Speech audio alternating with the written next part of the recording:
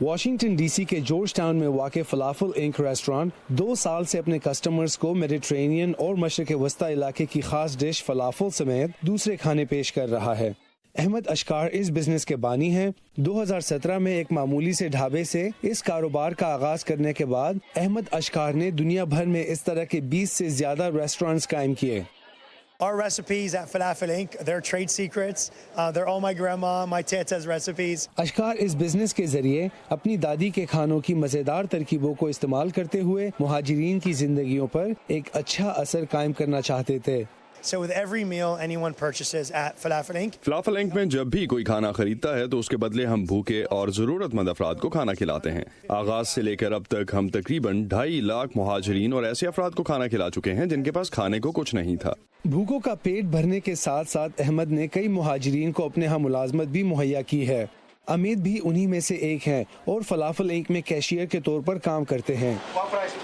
امید کو فلافل انک کا ایک حصہ ہونے پر فخر ہے اور وہ امید کرتے ہیں کہ اپنے جیسے افراد کی مدد کریں۔ جب بھی آپ اس دکان میں کچھ خریدتے ہیں تو دنیا میں رہنے والے مہاجرین کی اس سے مدد ہوتی ہے، اس لیے یہ ایک اچھا کام ہے۔ میں اسے کرنا چاہتا ہوں اور اس ٹیم کا حصہ بنے رہنا چاہتا ہوں۔ یہاں تیار کیے جانے والے فلافل لوگوں کی ایک بڑی تعداد کو روزانہ اپنی طرف کھینچتے ہیں۔ کچھ یہاں صرف کھانے کا مزہ لینے آتے ہیں، جبکہ دیگر فلافل انک کے مقصد کو پورا کرنے میں ان کے مدد کے لیے یہاں کا رخ کرتے ہیں۔ یہ بہت ہی اچھا کھانا ہے۔ میں لوگوں سے کہوں گی کہ زعتر فرائز ضرور کھائیں۔ فرائز اور فلافل بہت مزیدار ہیں اور یہی وجہ ہے کہ میں یہاں آتی ہوں۔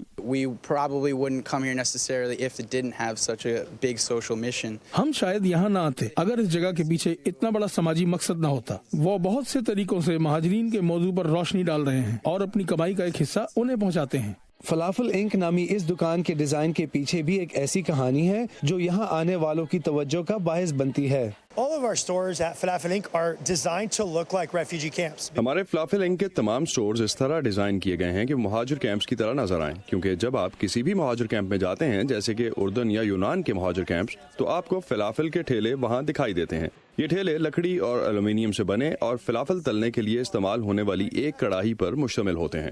احمد کا گول ہے کہ وہ اپنے ریسٹورانٹس کو مزید وسعت دیتے ہوئے ایک ایسی عالمی برادری تشکیل دیں جو ان کی طرح سوچتی ہو، تاکہ وہ ہر سال 10 لاکھ مہاجرین کی مدد کر سکیں۔ Imran Jadoon, Voice of America, Washington.